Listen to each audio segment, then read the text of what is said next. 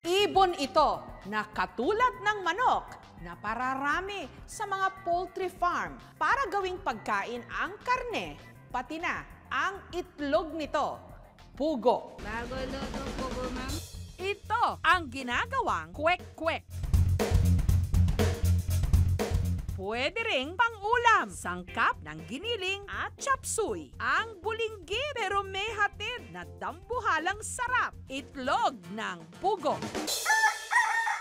Alas 4 pa lang ng umaga sa Angat, Bulacan, sinisimulan na ni Gilbert na pakainin ang kanyang mga alaga 23,000 na inahing mga pugo. Kung ang mga manok kada 2 araw nangingitlog, ang bawat inahing pugo nangingitlog ng hanggang 15 itlog kada araw. Pero sa totoo lang, mahiyain daw ang mga pugo. Katunayan, bawal silang tignan habang nangingitlog. Nabubugok daw kasi ang kanilang mga itlog kapag nabulabog.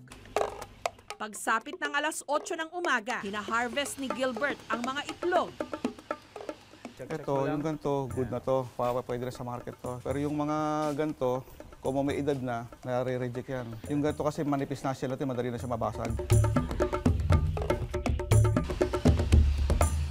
At maingat na inilalagay sa mga kahon para maibenta sa kanilang suki sa Laguna at Rizal. Kada linggo, kumikita si Gilbert ng hanggang 50,000 pesos dahil sa kanyang pugo business. Napagtapos ni Gilbert ang 2 niyang mga anak sa kolehiyo, nakapagpagawa ng sariling bahay at nakapagpunda ng sasakyan. Talaga nga namang from small things, there are big possibilities. Kasi sa pugo, mabilis ang ikot ng puhunan. In time na mangitlog na siya, unti-unti mo na makukuha yung puhunan mo.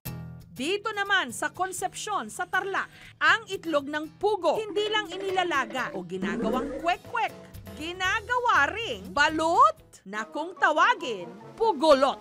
Ito ang online business ni Jovi. May feedback sa akin na isang nag-order, na pag-orderan daw siya, ang nabigay sa kanya is mga BO. Yun yung mga natira dun sa mga hindi na hatch. So, naisipan ko, ba't hindi ko introduce dito sa Central Luzon going sa Manila? Ang perfect daw na gawing balot na itlog ng pugo, yung 12 days old. Ito bali yung mga incubator na pinagawa namin. Pwedeng gamitin namin sa balot, at the same time doon sa hatchery namin na mga sisiu. Ito na yung itlog na incubate na 10 days. So bali ang gagawin na natin yun, ikakading na natin para ma-assure na yung itlog is may laman. Kagaya nito, clear siya, so ibig sabihin to, hindi siya balot. So iwalay natin siya. O kagaya nito is dark siya, so ibig sabihin ito balot na siya. May laman siya, may sisiw. Same lang yung lasa sa itlog ng itik. Mahigit 1 taon pa lang gumagawa ng pugolot si Jovi at maganda raw ang kanyang kita. Kada box na may 100 pieces, 300 pesos ang kanyang benta. Compare mo din ordinaryong itlog, more than the double yung price niya. Sa culinary capital of the Philippines, sa Pampanga, ang culinary chef na si Nino, paborito raw side dish ang atsara. Pero sa halip na pinaghalo-halong gulay, ang bida sa kanyang atsara, itlog ng pugo. Ang tamang pagbabalat ng hard-boiled egg, ganyan. Ganyan niyo po. And start natin sa taas. Ganyan lang, na pinapaikot lang po. Yan. Pagkatapos pakuluan ang suka at asukal, ihahalo ang sangkap na gulay ang itlog ng pugo.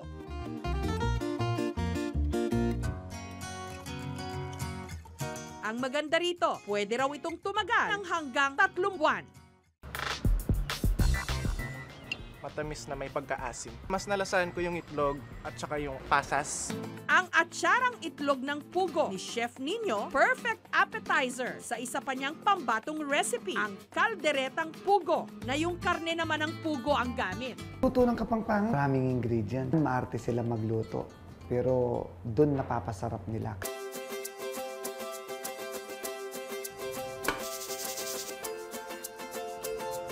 Ilalagay natin yung main ingredients natin.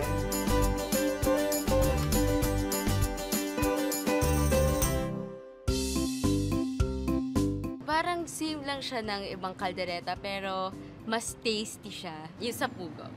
Ang recipe nito, pamana raw ng kanyang mga namayapang magulang. Bata pa ako, papa ko nagluluto ng ganyan eh. Naisipan kong itong panahon na to, parang nawala na sa natin yung pickled egg na yan. Ginawa ko ulit.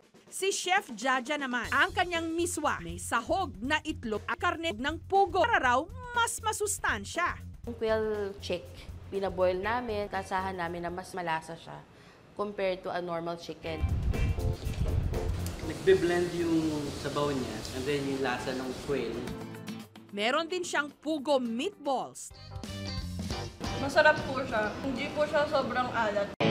Ang food technician na si Amy ng Balagtas, Bulacan dahil umaaray ngayon sa mahal ng bilihin, nakaimbento ng recipe ng siomai na sinahugan niya ng itlog ng pugo. Ang tawag niya rito, siomai egg. Yung mga itlog na reject, yung maliliit siya, pero pwede pa siyang kainin. Ginagawa ko siya ng paraan para hindi masayang. Hindi nalalayo sa ordinaryong siomai ang pagluluto ng siomai egg. Tapos i-coat natin yung itlog ng pugo.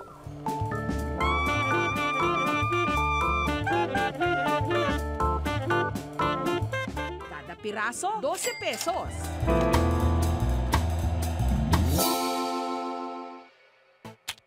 Tama-tama nung kombinasyon ng itlog at saka karne ng baboy.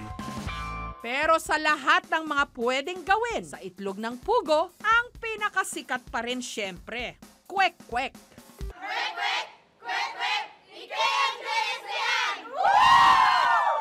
Dekada 90 nung nagsimulang magtinda ng kwek-kwek sa kalsada ng Tondo ang pamilya ni Jennifer hanggang naisipan niyang magtayo ng sarili niyang food cart sa mga mall. Pambato nila ang kanilang sauce. Naging inspirasyon talaga namin nung nahiwalay ako sa asawa ko kung paano namin i-raise yung mga bata, mapag-aaral. Nag-isip kami ng concept kung saan magkakaroon kami ng food cart o kabuhayan.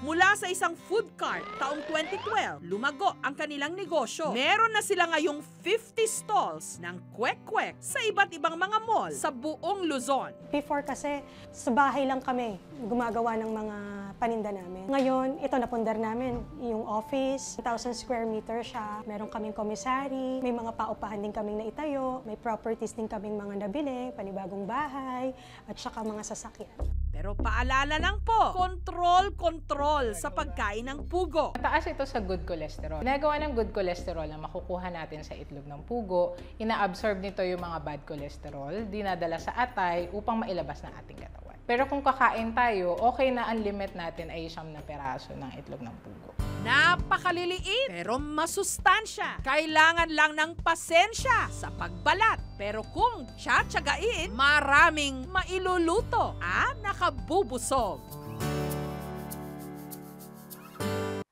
Thank you for watching mga kapuso. Kung nagustuhan niyo po ang videong ito, subscribe na sa GMA Public Affairs YouTube channel.